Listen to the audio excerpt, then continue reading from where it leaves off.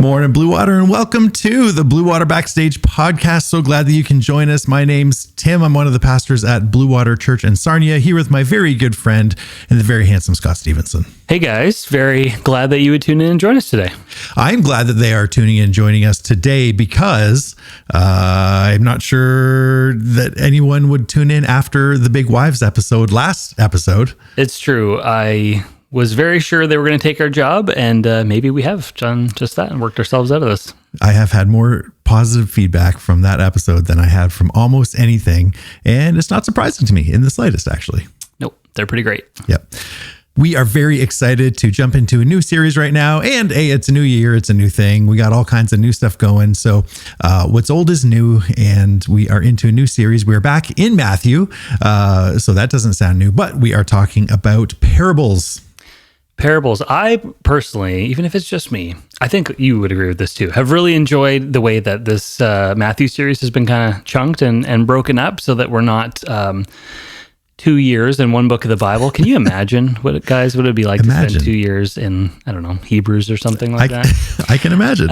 So this is really fun, I think, to kind of break it up in different ways thematically, but still go verse by verse as much as we were able. And parables are awesome. I thought it was so funny. Number one, grateful for the young guns taking a couple preaching slots the last couple of weeks. That was been very cool to see them growing in their giftings, and grateful for them.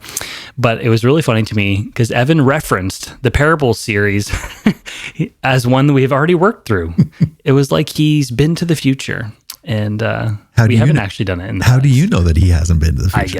I guess I don't know. We don't really know. And by the young guns, Scott is referring to National Youth Pastor Sunday, which is after Christmas and after Easter. And since we have two youth pastors, we have stretched that out to 2 weeks of National Youth Pastor Sunday. I'm always so thrilled for those guys to get a chance to preach the word and for people to hear them. And they are a blessing to me and to everyone I know. And now we have to do some actual work again. And now we have to do some actual work again. It is hard to be us. That is for sure. When we're talking about parables, Scott, what is a parable? When you hear the word parable, what is it? What are we talking about? Parable is really like a simple story, I guess you could say, right? Like it involves illustrations and symbolism and these kinds of things, but it's very simple story that makes really one point. Yeah. That's kind of, and I know we talk about this on Sunday, but it's so important to keep in mind that there's really one main takeaway that a parable is supposed to give the audience. And when we get too into the weeds trying to break down what every single subtle part of it means, you can end up with some really bad ideas. So that's important to keep in mind. Yeah. So the parable of the prodigal son and what do the cobs of corn that he was trying to eat. There's all these little pieces. And what does this mean? It doesn't. Okay. This is a parable. This is, it's not an analogy. It's not a metaphor. It's a parable. These are different things. And so you're right. There is one point that they're trying to make, or one point that Jesus is making with these parables. And again, we mentioned this on Sunday as well. But the point he's trying to make with parables is always about the kingdom.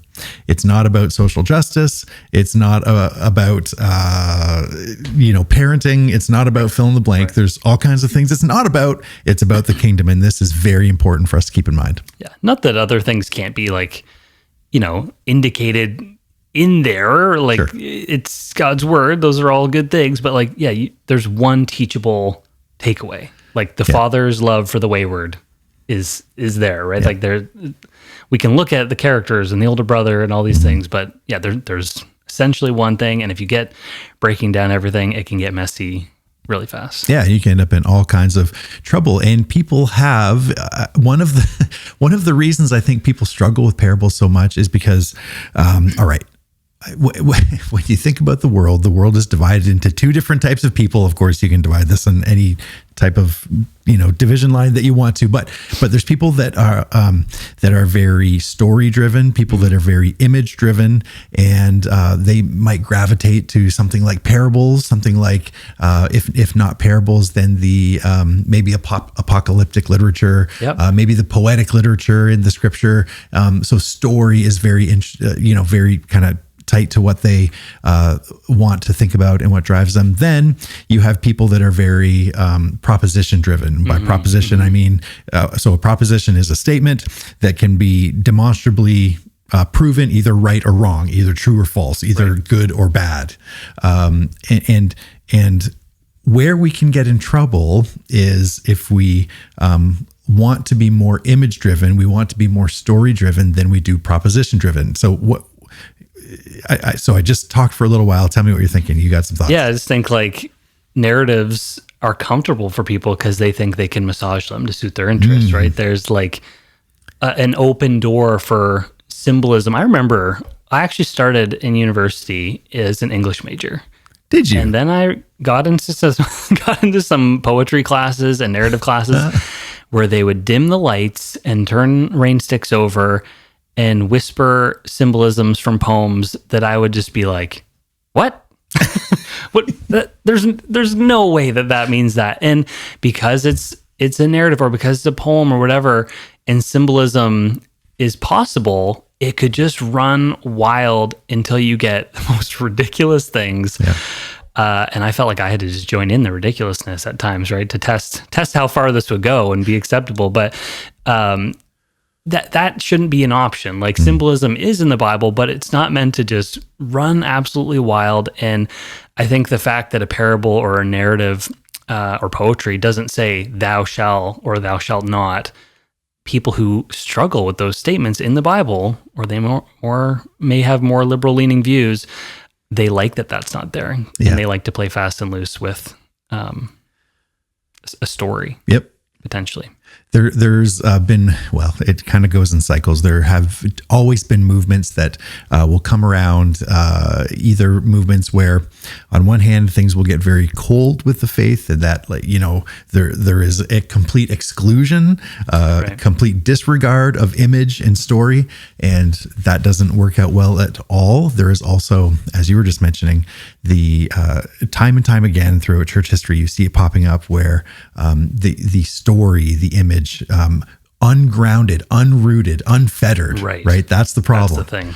And if we don't have those propositions, if we don't understand propositions, then really what's happening is we're allowing ourselves to be the God of the system. Yeah. What I want, the way I think this should be read. Yeah. And as soon as we make ourselves God and instead of letting God be God, then that ends up in all kinds of real weirdness.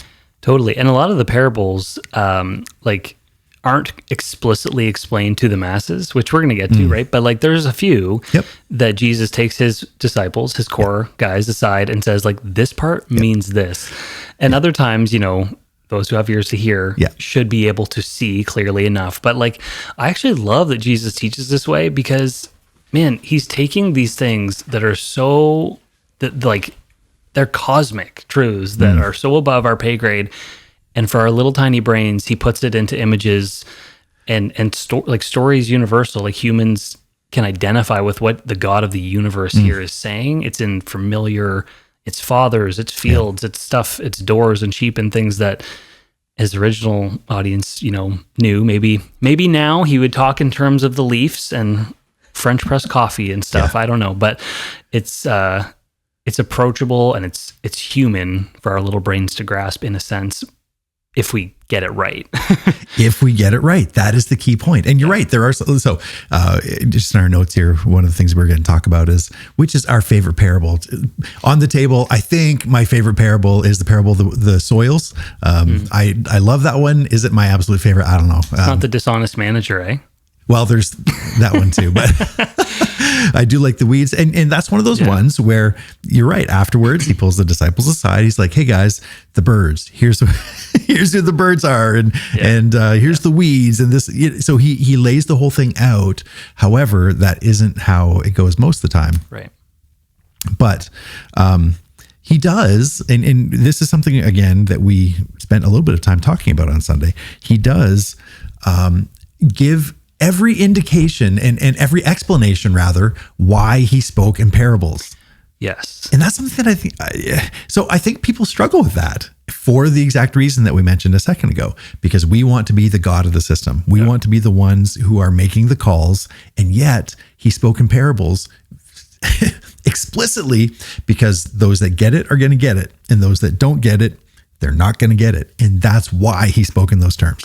That's right. Like, yeah, I don't want to go too off topic, because as much as story is universal and all that stuff I just said, like, that's great, but that isn't the reason he gives why he does it, right? Like, on some level, we have little brains, so maybe that is baked into that, but he does it intentionally, cryptically. Yeah. And this is this Matthew 13 explanation, like, this is a tough text. And it's interesting that the Gospels don't all have the same number of parables or the same ones. Right. John doesn't have any I was gonna true say, or ones. parables. Yeah. Like, there's imagery and there's different comparisons, but not the same way as the synoptics, right? I don't know if this explanation of the cryptic nature is in Mark and Luke in the same way. I'd have to go back and look, but this is kind of assaults the senses a little bit when he says it. And parables are a judgment. The reason why Jesus spoke in parables is because some people have their fingers in their ears.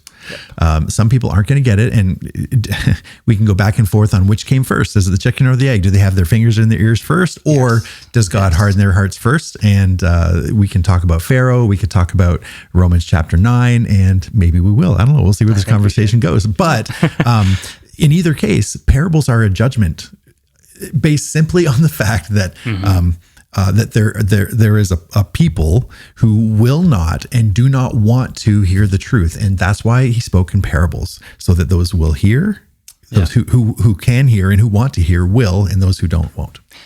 Exactly, and it comes back to this question we've been batting around about, like, what we believe we deserve from God. The idea that every person wasn't presented with the breakdown of the whole parable. In the same way offends us deeply, because, well, I think two things. We think we all deserve the same thing, and we all think we deserve great things because we're not that bad. And it's a little bit like the idea that, you know, if you brought gum to school, your teacher says, well, I hope you brought enough for everybody. Which is such a, like, statement of our culture now, right? Or like the idea, you know, if I chose a couple people at the mall and just handed them, as if this was possible for me, you know, $100 bill, the other people in the mall don't have the right to be angry and say, hey, you can't give them $100 bill because you didn't give me one. The person who gets one just gets to say, wow, thank you, because I didn't deserve it, right? And yet we so struggle to, which that's so logical. But when it applies to God, we so struggle to understand that, because we really think we deserve the piece of gum. But we speak in parables. And in fact, Jesus told that exact parable of the dudes who came and worked for him, for the landowner at different times during the day. And he starts by paying the guys who only worked an hour. He pays them first and pays them the agreed upon daily allotment. And then the guys who worked the longest are so mad. And I'm kind of mad when I read it. Like, if you put that in work terms today, we'd say, how is that fair? That's because we've been involved in a union, some of us. Exactly, yeah. How is it fair? How it's fair is, you know, the master was more generous than he needed to be, right? And it's fair because it's his money. It's his money. That's right. That's right. He can do with it what he wants. And I think you're right. We so much think that we deserve all the information. We think that we deserve all the information about why, what's the guy's name? Maduro? Is that, did I pronounce that right? I think you're right on point with the accent and everything. Did I nail it? I don't know. I don't know either. But I don't know. We think we need to know, or we deserve to know. We think we should know. It is ours to know all the ins and outs of the whys and the hows and all of it. And listen, that's not my job, man. Yeah, it's somebody's job, but it's not my job. I saw some stuff in the news about you know, all these, man, everybody's so stirred up about all the things going on right now, right? We'll get emails about this. One wave after another, and I get it. Once you go down the Twitter feed a little bit, like, I have questions, and you start to think, you know, wow, what's going on in the world? But I saw a press secretary talking about how, you know, something came out of a classified meeting and there was a leak. And as soon as they said that, like, people are genuinely angry. Like, well, why don't we know what happened in the meeting? Right. As like the fact that they had meetings, right, and I don't know what was said in them, is deeply upsetting, because we think we deserve like every bit of information, and even from God. Yeah, that's not ever promised. That's it absolutely is thing to bounce it a different direction. So this may be very hurtful. I know you're a true crime guy. And I know that you like listening to, true crime podcasts and whatnot. We haven't talked about this recently, but all the, housewives and college students and whoever, the dude that works for some tech company that's riding the bus every day listening to whatever true crime podcast and then doing internet sleuthing because we should know who, we can figure this out. Why? Because it's ours to know. We can know all this. And it really is a problem. Yeah. And I wonder if this is just is this a human problem or a modern human problem? Because, even the great libraries of the world in ancient times, like in the information age, we have I don't know the stats. I've heard this before. So much more information every day than like the whole combined knowledge pool of human history for most of human history had access to. And maybe that plays into like, I should be able to find out everything. And we've just kind of lost our minds a little bit, and they didn't struggle with this maybe as much in ancient times. I don't know, but it is a real thing. It is a real thing. And it is, I think you're right. I think it's different. I think the ancient mind, whether the ancient Christian mind or even the ancient pagan mind, had a very real understanding that that God or the gods, it was theirs to know it all. It was theirs to, understanding was theirs. And what was mine was to know what's going on in my little circle. And you're right, with the information age, it expands all the way around us. And that has demonstrably shown, all the studies show that what it does is really cause stress. And stress is a sin. Let me say that again for the people in the back. Stress is a sin. What does Philippians 4 say? Be anxious about nothing, right? So stress is a sin. And what I would put forward to us is that if you can't stop from sinning, if you can't stop from being anxious, then you need to figure out how to unplug from what is causing you to sin. You need to figure out how to unplug from watching the news every night if that's what's causing you anxiety. I had to. There was a point where Facebook was just getting so toxic. I just decided, you know what? I just got to unplug from this. I just got to go. So, once in a blue moon, I'm on Facebook, but not very, and I can't tell you how much better my life got. Interesting. Like, why do we feel like we have to know everything that's happening in the news? Is it good to be informed? Sure. Yeah, I can pray with purpose. I can know the state of the world around me and all that. But like, if it's causing me and taking from me all this negative stuff, if it's causing negative things or taking joy from me, like you don't have to be that informed if it's leading you to sin, right? No one's going to stop you on the street and ask you about the state of the Venezuelan dictatorship right now. If that's leading you to be stuck in fear, it is okay to put boundaries on your knowledge base. And if they do stop you on the street and ask you, it's okay to say, I don't know. Yes. That also is okay. And God is well within his rights to extend grace to whom he wants. God is well within his rights to extend knowledge to who he wants. Right. He has given spheres of authority. He has given responsibility to different powers. For example, it's not mine to bear the sword. It's the government's job to bear the sword. It's not the government's job to be the head of my family. It's my job to be the head of my family. Exactly. So we need to be very careful that we don't put things in, square pegs and round holes, as it were. And we need to listen to the Lord on that.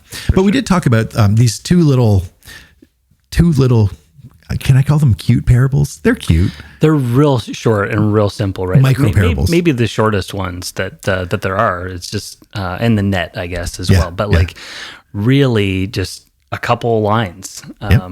And actually, the Treasure in the Field is one of my favorites. It is. It's good. And so the stories are so short. They are so cute. They are so like compact. But there's a lot there. So to tell these two stories, allow me to wax eloquent here for a moment. Okay, you have a man. I'll settle in. Did you say something about rain sticks earlier? Yeah, if only we had them. We have the dim lights going, but Producer Bob, dim those lights. Yeah. Play some classical guitar in the background. And join me, if you will. Bob, you can do this in post. Or not. Whichever is funnier. You have a man walking in a field. And he sees a corner of something out of his eye. What is that he sees? He kicks over a clod of dirt, and what is there but a great treasure? And I've already made this story, this parable, twice as long as it is in the original.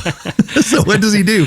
He sells everything that he has so that he can buy the field and gain that treasure. In the second parable, much like the first, there is a man who is going out to find the best pearls, the most beautiful pearls, the most striking pearls that he can find.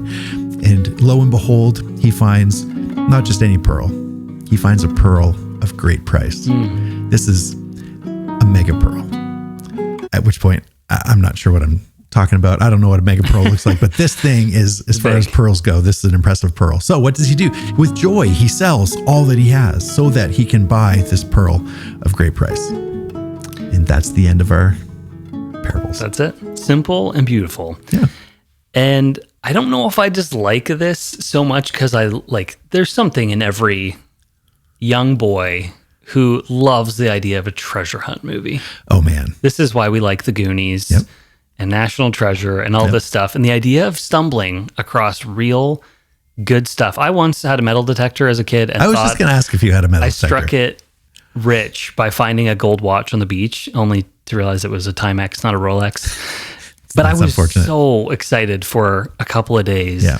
And man, it just these stories, even they come out in the news every now and then, right? Mm-hmm. Like I've told this story before at church, but there's a couple that found $10 million of gold coins walking their dog. It's crazy. And I was just like, that's awesome. So maybe it appeals to something in us as adventurous young lads or something, but it's so simple and it makes this one point. It's not about what does the field represent? Right. You know, how much did he have to sell? Like, it's about the value of the kingdom, and it's short and sweet, and it's powerful 2,000 years later. Yeah, it really is. And we talked about this on Sunday. There's nothing new that we're saying here, but making the point that man, Jesus, it's worth it. He's worth it all. He's worth it all. And there is nothing that we could give up. There's nothing that we could let go of that we would be sad to let go if not for gaining Jesus out of it. Yeah, for sure. Yeah. Which I think we believe that's only a struggle in understanding for the unbeliever, which certainly it is, right? If someone doesn't know Christ, they don't understand the value yet, obviously, right? That's has to be revealed supernaturally. Yeah. But even as believers, like we can slip into an incorrect valuation of things in our life and need to be smacked upside the head with this parabolic, I don't know, this parable reminder that no, there's one thing that's most valuable, and do you have that order right? Does parabolic refer to a parabola or to a parable? I don't know. Not sure. That's that shape, right? Again, we should stick to our lane and get out of the math terms, I think, the last couple episodes. I know, I should for sure. Yeah. So as we start to land the plane on this, friends, it can be very easy to, like Scott just said, to hypervalue or to overvalue the things that the things of this world that we love, the things of this world that that we think love us. Yeah. But at the end of the day, if we sacrificed it all, it wouldn't be worth it, right? It wouldn't be worth holding on to those things and not get Jesus. It totally makes me think of the Antique Roadshow when people bring in things and some of it looks really good and they're like, yeah, that's worth nothing. And then they'll dig out some dusty thing that's real old that a bust that's missing its nose or exactly. It doesn't look like anything in the way that we value things. And they'll be like, this is worth $5 million. And the older person who brought it in is stunned because it didn't have value in the way that they imagined. Yeah. And maybe, I don't know, maybe that's a mini parable that I just wrote now. But we speak in parables. Yeah. But I remember being in high school and just kind of coming to the realization that like this Jesus thing, like this is worth it all. Yeah. It's worth it all. And have I told the story? I'm not sure, but when I was in Bible college, so you know, I'm a Christian. I've dedicated my life to serving the Lord and full-time ministry. This is what I've given myself to. And every year at the Bible school that I went to, they had a week in the fall called Missions Week, or Missions Conference, and they had this great big push, right? There's such a high percentage of people that are full-time workers or paid workers or whatever, Christian workers, go to the United States. Of course, I went to American Bible School. They weren't talking about Canada, but you get the point. And such a small percentage go to other parts of the world. Right. And this is what we need. We need missionaries. And they gave out little cards, and you had to, what they were really pressing on was signing the paper that's like, yes, I'm going to be a worker. I'm going to take the gospel to a foreign land. And at first I was like, that's not what the Lord wants from me. The Lord's told me what he wants from me. And then there's this little pull in my gut that like, oh, maybe this is what the Lord wants. And that it was hard for me because I was not ready to lay down my thing. I was not ready to go to a different culture, a different country. I wasn't ready to do any of it. And there's this real sense of like, oh no. What did I sign up for? Is this what God wants from me? But there's this moment like, hey, I remember laying in my bed in my dorm room one night and coming to the conclusion that, hey, if this is what the Lord wants from me, if this is what he has for me, then nothing that I'm going to hang on to is more worth it than this. Jesus, he's worth it all. And so like, am I going to put feet to this? Or am I going to hold tightly to my North American whatever? And I had to lay it down. I had to be like, hey, this is it. Okay, Lord, if you want me to go to Indonesia, if you want me to go to wherever, I will go. Whatever you want, I'm going to do it. It's in this moment of decision. And right in that moment, all the weight just came off my heart. Right. It was almost like God was offering a little parable. Like, hey, is it worth it? Am I worth it? And once I came to the conclusion that, yep, where you go, I'll go, or where you say to go, that's where I'm going to go. And I'm not going to worry. I'm not going to do my thing. You're worth it. All that weight went away. And that's great. What do you have for me? Here we are. And that kind of speaks to so the parable makes this one point: the kingdom is worth more than anything you could lose. In that, there's the value of the kingdom, and then there's the fact that you could lose things. You will lose things, right? And some of the things you may not end up losing. So you didn't actually end up in Indonesia. You're here, but you got the valuations in the right order, and there is going to be real loss. But you might not lose everything. It's about, am I willing to? Yep. And do I correctly see the value of the stuff I may or may not lose? That's right. So. But don't hang on. We got to make sure we don't, make these commitments as if like, oh, God's not then going to require me. Oh, he might. He might. Yeah. We've had friends, I know in the student ministries and whatnot, through the years that have had to decide like, hey, their parents don't want them to do this Christian thing. Yeah. And they've had to decide like, is Jesus worth it enough that no matter what my mom says, I need to follow Jesus?